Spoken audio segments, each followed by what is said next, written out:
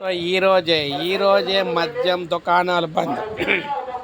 ఈరోజే మనకు మద్యం దుకాణాలు అయితే బంద్ అయితే చేయబోతున్నారు. హెచ్చరికలు జారీ చేసిన పోలీస్ యంత్రాంగం కూడా.